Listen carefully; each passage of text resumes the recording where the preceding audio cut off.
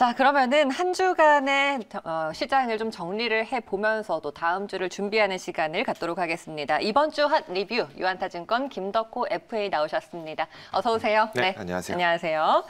자, 이번 주 시장을 보면요. 다시 시장은 강세장으로 돌아섰다. 외국인이 돌아왔다. 이렇게 볼 수 있겠는데 그러다 보니까 가장 먼저 앞장서서 가는 게 삼성전자, 또 반도체가 된 것 같아요.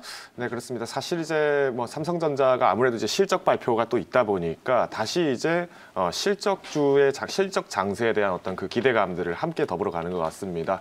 사실 이제 미국도 마찬가지로 이제 다음 주부터는 본격적으로 이제 실적 시즌이 또 시작이 되다 보니까 먼저 시작이 됐던 어떤 삼성전자나 LG전자의 그 가시적인 어떤 지표가 미국 장에서의 영향들도 같이 더불어 받게 되면서 관련 종목들이 조금 더 소재를 얻을 수 있지 않을까라는 부분을 좀 말씀드리겠는데요. 사실 반도체라고 하면은 아마 이전 1월 중순에 한참 고점에서 계셨던 분들이 굉장히 많이 마음을 아파하실 분도 계실 것 같습니다. 아무래도 대형주들에서 다시 중소형주, 즉 코스피에서 또 코스닥으로 또 시장의 어떤 변화들이 빠르게 일어나다 보니까 그간의 고점에 계셨던 분들, 슈퍼사이클 온다더라 하고 급하게 들어가셨던 분들이 꽤 많은 손실을 보고 나오신 분들도 계시더라고요. 맞아요. 이러다 보니까 과연 삼성전자가 이번 올 한 해 1분기를 시작으로 해서 이 디램 부분과 그리고 시스템 반도체 부분에서 그 실적들이 견인이 될 것이냐라는 부분들이 굉장히 회자가 많이 됐는데 안타깝게도 이번 1분기 때 오히려 삼성전자 같은 경우에는 반도체 부분들이 조금 후퇴하고 오히려 어닝 서프라이즈를 만들었던 알짜 산업이 모바일과 가전 부분이었다는 부분을 좀 말씀드린다면은 아직까지 먼 것 아니냐라는 어떤 그런 우려의 목소리가 좀 나오시는 것 같습니다.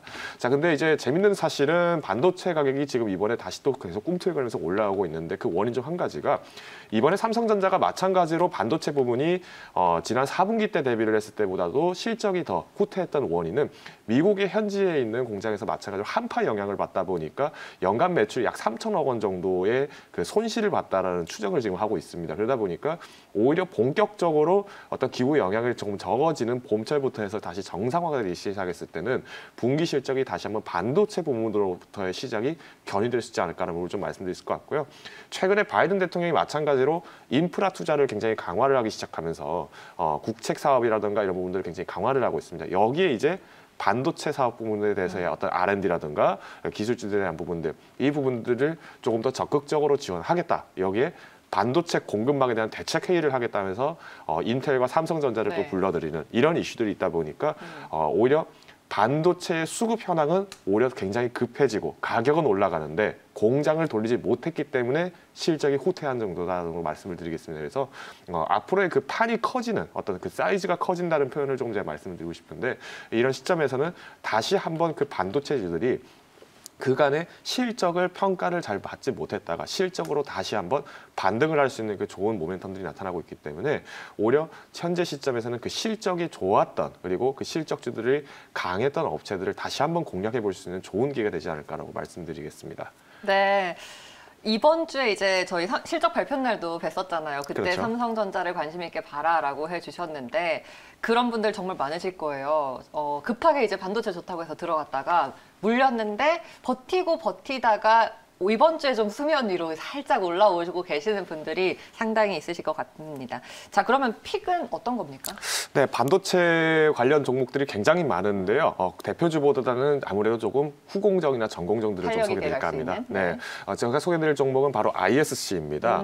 이 회사 같은 경우에는 오히려 반도체 업종들이 타격을 받기 전에 조금 먼저 매를 맞은 격이라고 좀 말씀을 드릴게요. 이 ISC 같은 경우에는 물적 분할과 관련된 소식이 1월 중순에 발표가 되면서 여기 주가 급락을 했습니다. 이 원인 중 한 가지가 이제 자회사, 제조업을 담당하는 자회사로 분할을 하겠다라는 소식이 발표가 됐는데 과거에 솔브레인이 실제로 솔브레인 홀딩스와 솔브레인으로 나눠지게 되면서 홀딩스가 워낙 주가가 못 갔던 그 경험들을 좀 느끼신 분들이 계시다 보니까 여기 공포심에 또 같이 솔브레인 홀딩스 대신 나는 솔브레인 선택할 거야. 이런 모멘텀, 이런 느낌으로 ISC도 조금 급하게 매물을 내어놓으신 분들이 굉장히 많았습니다. 근데 이번에 ISC가 이미 이제 3월 10일부로 해서 이제 분할이 완료가 됐고요. 분할을 한 방식은 이제 본 회사였던 ISC는 이제 지주사격으로 남아 있고 물적 분할을 했던 자회사는 제조 부문을 담당합니다. 근데 제조 부문이 비상장을 하게 되다 보니까 오히려 자회사에 대한 그 지분을 그대로 고스란히 안고 있는 상태다 보니까 다시 그 주가의 괴리를 좁힐 수 있는 좋은 기회다라는 부분들을 좀 말씀드린다면은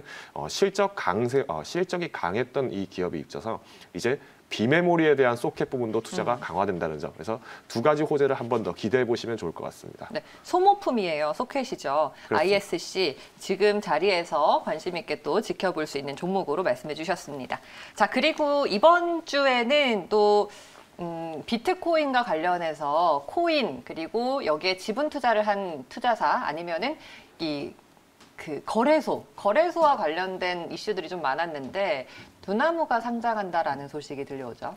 그렇습니다. 이제 사실 이제 커인 거래소하고 관련이 되어 있다는 부분들이 조금 아무래도 해자가 굉장히 많이 됐던 것이 증시가 워낙 못 가다 보니까 오히려 코인 시장이 더 가더라. 그러면 거래소의 그 마진을 얼마나 측정을 해야 될까 여기서 이슈가 굉장히 많이 나왔는데 사실 이제 미국에서도 마찬가지로 이 코인 결제가 되는 이 업체가 지금 이제 미국에 상장을 또 준비를 하다 보니까 여기에 두나무의 가치는 약 10조 원에 해당이 될 수 있다. 뭐 이런 얘기들이 나오고 있습니다. 그러다 보니까 기존의 업체들이 지분 투자를 얼마나 했느냐가 그 실적 견인이 굉장히 다분하게 나타날 수 있다는 부분이 아무래도 우리 기술자라든가 이런 업체들의 주목을 좀 받았던 것 같고요. 여기 조금 아이러니했던 부분들은 이전에는 이제 가상화폐 관련된 부분만 언급이 되면 지분 투자를 했던 기업들 그리고 직접적인 관련사들만 주가가 계속 올라갔었는데 오히려 이번에는 결제주들이 다시 올라가고 있습니다. 아무래도 미국 현지에서 페이팔이라든가 비자라든가 이런 업체들이 계속 가상화폐에 대한 결제 부분들을 계속 시범 도입을 하게 되면서 여기서 네. 본격적으로 시장 자체를 좀 더 확장이 되고 있다는 그런 인식이 바뀌다 보니까 앞으로의 결제 수단으로서의 그 인식이 조금 바뀌게 되면서 결제 업체들도 마찬가지 주가가 지금 올라가고 있는 그런 양상을 보이고 있습니다. 그래서 이제는 실적 모멘텀들이 마찬가지로 가상화폐 결제가 이루어졌을 때 이 신용 부분들을 또 체크를 하는 어떤 VC사들이라든가 신용사들도 마찬가지로 주가를 살펴보시면 좋을 것 같습니다. 네, 결제 쪽을 방점을 찍어야 될 것 같아요. 그럼 어떤 종목 볼 수 있을까요? 네, KG 이니시스를 조금 소개해드리겠습니다. 그간의 결제주라고 하면은 한국 사이버 결제가 굉장히 네. 많이 거론이 됐었는데요. 오히려 KG 이니시스 같은 경우는 또 KG 모빌리어스와 같은 이런 자회사들도 안고 있다 보니까 오히려 온라인 결제가 조금 활성화됐을 때 이 이니시스의 그 역할들이 다분하게 또 받아갈 수 있는 이 강점들이 굉장히 많다라는 점 말씀드리겠고요. 이전에 이제 코로나19로 해서 결제 부분들이 강조가 한참 되었을 때 이 시즌에 마찬가지로 단기적으로 좀 상승했습니다. 근데 이니시스 같은 경우에 오히려 오프라인 결제 부분들도 상당 부분을 많이 가지고 있기 때문에 경기 회복 시즌에서의 그 결제 시장의 회기 부분들을 조금 살펴보시면 좋을 것 같습니다. 알겠습니다. 자, 다음 이슈로 빠르게 넘어가 볼게요. 이번 주에 이 부동산에 대한 기대감, 이 선거 때문이겠죠. 그리고 건설, 인테리어, 건자재 쪽에서 움직임이 활발했습니다. 이 부분은 어떻게 보세요? 네, 어제 이제 말 그대로 설자 돌림이 가지고 있는 종목들 다 올라갔습니다. 네. 그러니까 건설주들에 대한 부분들이 아무래도 그 투표에서 일종의 징벌 투표다라는 표현을 정말 쓸 정도로 표심이 한쪽에 너무 몰리다 보니까 사실 오히려 그에 대해서 정책적으로 봤을 때 건설주 부분들이 수혜가 굉장히 클 것이다라는 기대감들이 좀 많이 나왔었죠.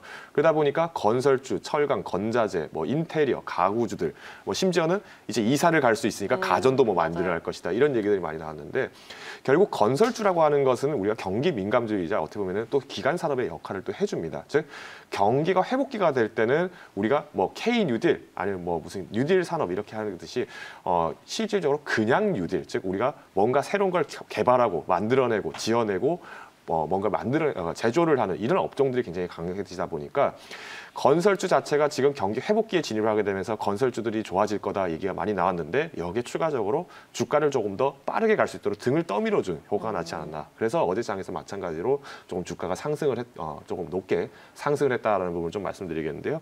앞으로의 어떤 재개발 및 개보수와 관련된 부분들 그리고 SOC라든가 플랜트 산업이라든가 이런 부분들에 대해서 사업 부분들도 마찬가지로 추가적으로 계속 강화가 되고 있기 때문에 오히려 이제 급하게 매수하셨던 분들 같은 경우 이제 실적 추종이 굉장히 중요해지겠죠. 그래서 건설주들 같은 경우에는 주택 포트폴리오가 많은지 아니면은 플랜트 및 인프라 포트폴리오가 많은지에 대한 그 업종들을 조금 살펴보시면은 종목 선별에 도움이 되시지 않을까 판단하고 있습니다.